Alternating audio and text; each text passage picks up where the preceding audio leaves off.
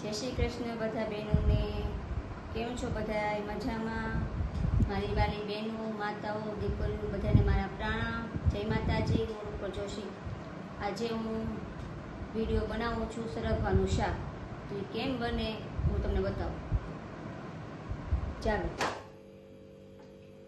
આ મેં તવી લીધી છે, એમાં આપણે બનાવવાનું છે, છૂટું બનાવવાનું છે. સરગવું બાફીને નથી બનાવવું. એ બનાવું તો એ બનાવાય, પણ હું આ છૂટું બનાવું છું. મારા સાસુ બનાવતા એ રીતે હું બનાવું છું. મારા સાસુ આ રીતે જ બનાવતા, એટલે હું એ રીતે બનાવું.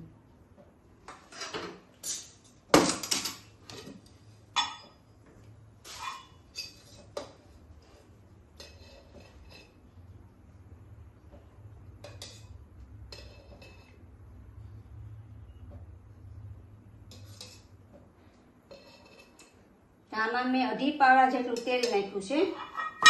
તમે જે રીતે તેલ નાખતા હોય એ રીતે નાખવાનું. મેં 2.5 પાવડા નાખ્યું છે આમાં તેલ.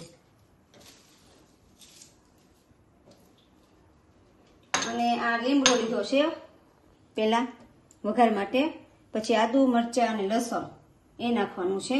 થોડીક રાઈ અને જીરું અને હિંગ અને થોડીક હળદર અને મીઠું સ્વાદ પ્રમાણે.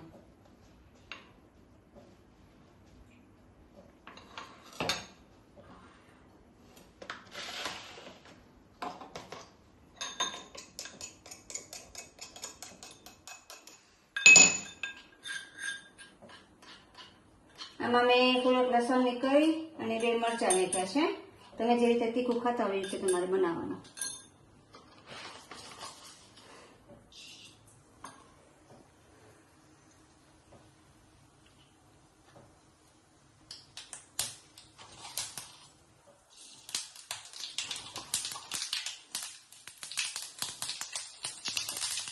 ફૂલ ગેસ થઈ જાય એટલે ધીમો થોડોક કરી દેવાનું.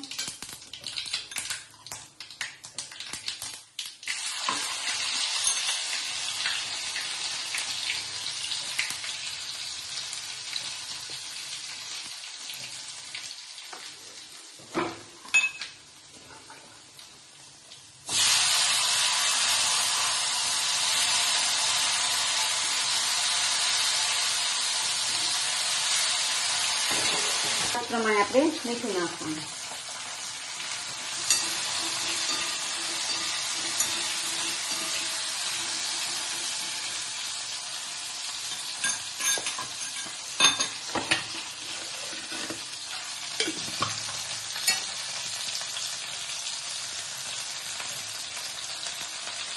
હવે આમાં થોડુંક પાણી નાખી અને આને આપણે એમને ચડવા દેવાનું છે.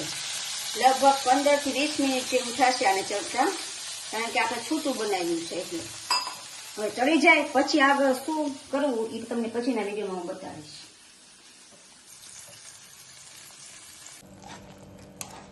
તો જો આપણો સરગવો ચડી ગયો છે, જો આ રીતે. હવે એમાં આપણે બધો મસાલો કરવાનો છે. તો આપણે છાશ લીધી છે.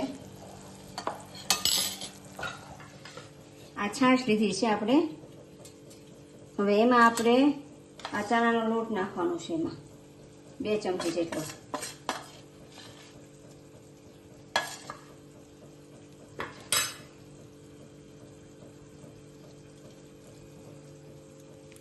લોટ નાખીને પછી આવી રીતે આપણે એને મિક્સ કરી દેવાનું બધું.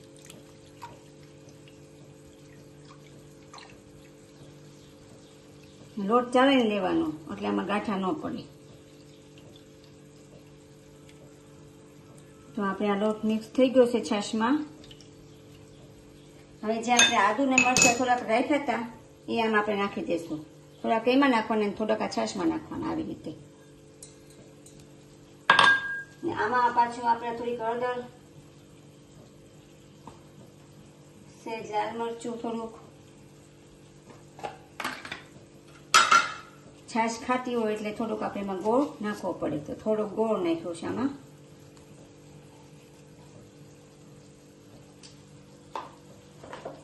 અને થોડુંક મીઠું નાખશું આમાં. હવે આને બધું મિક્સ કરી દઈશું આવી રીતે પાછું આપણે.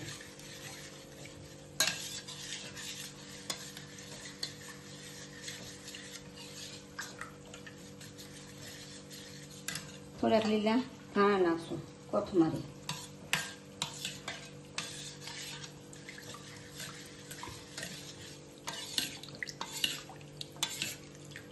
હવે આ બધું મિક્સ કરેલું છે એ બધું પાછું આપણે આમાં શાકમાં નાખી દઈશું, સરગવાના શાકમાં.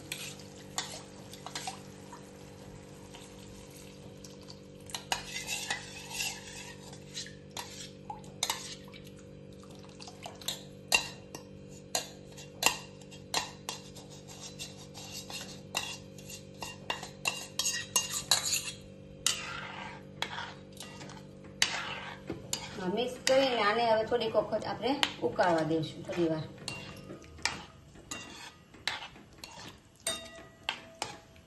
મીઠું ટેસ્ટ કરી લેવાનું, મોળું લાગે તો પછી પાછું નાખી દેવાનું. હવે આને થોડી વાર આને ઉકાળવા દઈશું આપણે, થોડાક લીલા ધાણા નાખી દઈશું આમાં.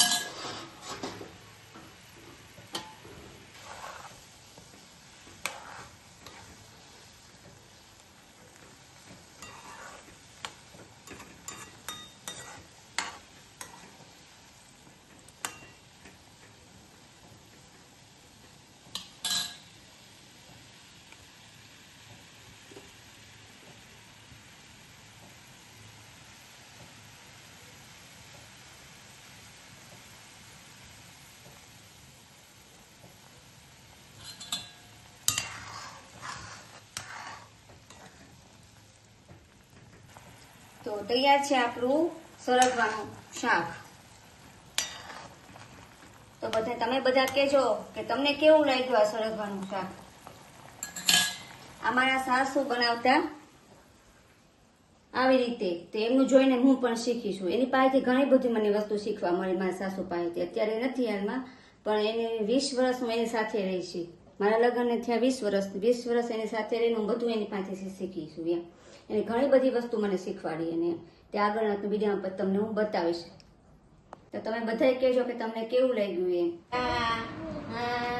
આમ જો, આમ બોલાવે હે, રઘુભાઈ આવી ગયા છે, આમ જો બોલાવે, આમ જો.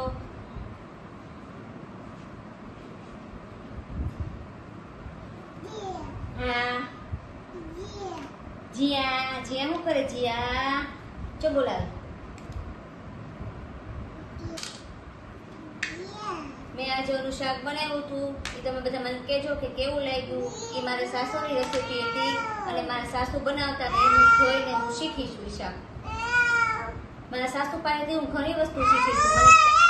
મને નહોતું આવડતું એ બધું એને મને શીખવાડ્યું, ઘણી વસ્તુ મને શીખવાડી. એટલી બધી વસ્તુ એની પાસેથી શીખી હું. મારા લગ્નને 20 વર્ષ થયા હતા, અને 20 વર્ષથી હું એની પાસેથી ઘણું બધું શીખીશું એમ.